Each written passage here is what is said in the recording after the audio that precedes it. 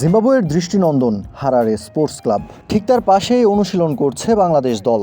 জিম্বাবুয়ের ওয়েদারটা এখন দারুণ, অল্প শীত আর রোদের মধ্যে বেশ ভালোই সময় কাটছে নাজমুল হোসেন শান্ত, মুমিনুল হকদের। অনুশীলনের ফাঁকে নাফিস ইকবালের সাথে আড্ডায় মগ্ন থাকতে দেখা গেছে এই দুই ক্রিকেটারকে। তাদের ঠিক পেছনেই হেড কোচ ফিল সিমন্সের অধীনে বোলিং অনুশীলনটা সারছেন বাংলাদেশি পেসাররা। ব্যাটাররাও নেট সেশনে ঝালিয়ে নিচ্ছেন নিজেদের, স্পিনারদেরও দেখা গেছে নেটে বল হাতে তুলে নিতে। জিম্বাবুয়ের বিরুদ্ধ কন্ডিশনে বল হাতে বেশ চ্যালেঞ্জটাই ফেস করতে হবে স্পিনারদের, তবে পেসারদের জন্য খানিকটা বাড়তি সুবিধা তো থাকতেই পারে জিম্বাবুয়ের উইকেটে।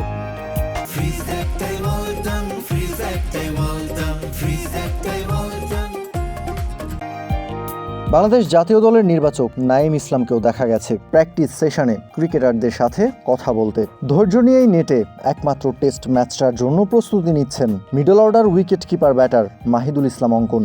তার পাশের নেটে তখন ব্যাটিং অনুশীলন করছিলেন সাদমান ইসলাম, তাওহিদ হৃদয় এবং মুশফিকুর রহিমরা। বাংলাদেশ এখন টেস্ট ক্রিকেটটাও খেলতে চাচ্ছে অ্যাগ্রেসিভ মুডেই, সেজন্যই তো দলে ডাকা হয়েছিল ওপেনার তানজিদ হাসান তামিমকে। তামিমের পর বাংলাদেশ স্কোয়াডে যুক্ত হয়েছেন তাওহিদ হৃদয়ও। বেশ কয়েক বছর ধরেই সাদা বলের ক্রিকেটে বাংলাদেশের নিয়মিত সদস্য তাওহিদ হৃদয় এবার জিম্বাবুয়ের বিপক্ষে নিজের প্রথম টেস্ট ম্যাচটা হয়তো খেলতে নামবেন।